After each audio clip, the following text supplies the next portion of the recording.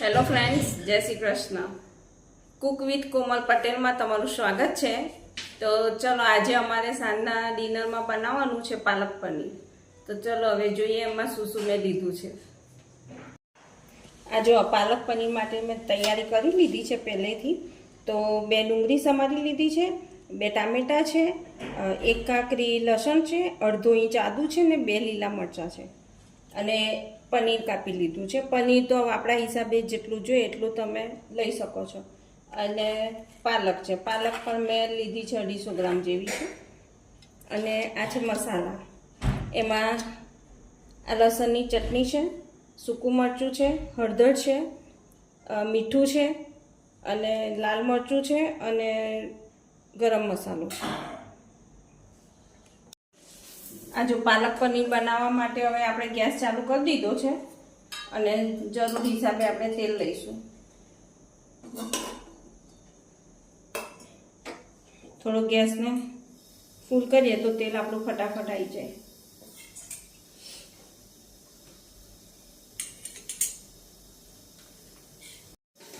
આ જો આપણું તેલ થઈ ગયું છે તો પહેલાં થોડા લીલા મરચાં તળી લઈએ.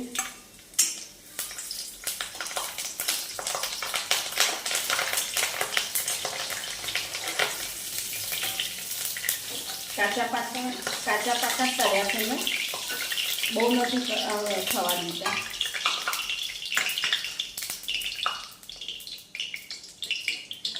હવે આપણે એમાં છે ને ગ્રેવી માટે ઓનિયન નાખીએ. ઓનિયન, લસણ બધું એક સાથે જ થોડું પકવા દેવાનું છે. હજી આ બધું થોડું શેકાવા દેવાનું છે.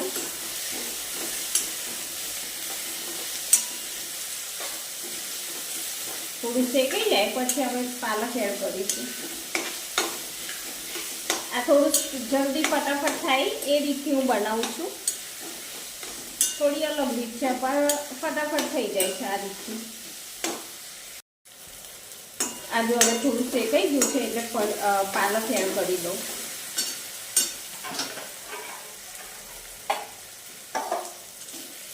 હું છે ને આવી રીતે બનાવું છું કે પાલકને બધું એક સાથે થોડું શેકી અને પછી એક સાથે ક્રશ કરી દેવાનું. એટલે આ થોડું ઇન્સ્ટન્ટ જેવું થઈ જાય.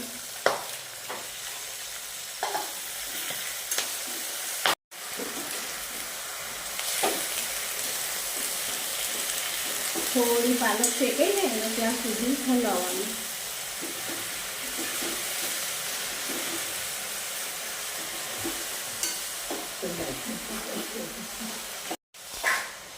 આ જો આવી રીતે મિક્સ કરવાનું. થોડી પાલક શેકાઈ જાય ત્યાં સુધી મિક્સ કરવાનું. અને હવે છે ને થોડા મસાલા એડ કરી દઉં જે મેં લીધા હતા એ.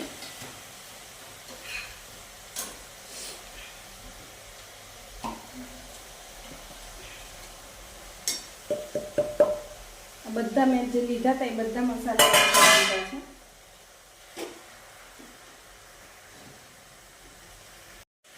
મસાલા નાખીને હવે મિક્સ કરી દઈએ.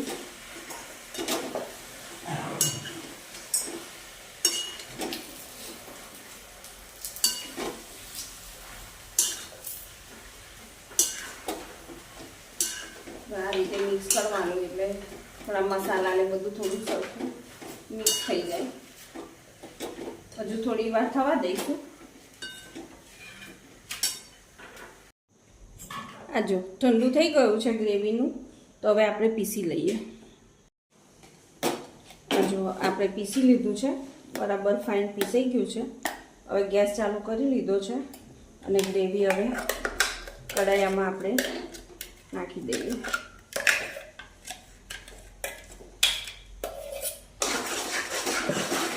અને એમાં થોડું પાણી એડ કરીશું આપણે.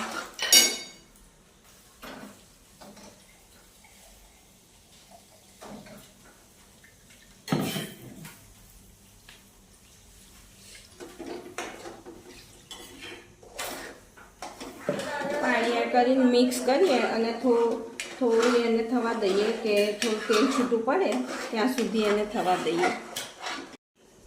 આ જો ગ્રેવી હવે થઈ ગઈ છે. થોડું પનીર નાખીએ આપણે જે લીધું હતું એ પનીર એડ કરી દઈએ.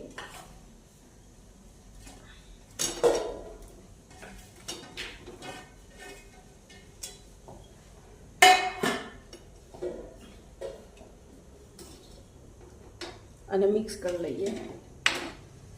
પછી થોડું થવા દઈએ એટલે પનીરમાં બધો ટેસ્ટ આવે એનો શાકનો. થોડી વાર હજી થવા દઈશું, તેલ છૂટું પડે ને ત્યાં સુધી. આ જો હવે આપણું શાક રેડી થઈ ગયું છે. હવે ગેસ બંધ કરી દઈએ. આ જો આપણી થાળી તૈયાર થઈ ગઈ છે. પાલક પનીર છે, ગુજરાતી સ્ટાઇલ ભાખરી છે, તળેલા મરચાં છે અને ખાટું અથાણું છે. તો ચલો બધા જમવા.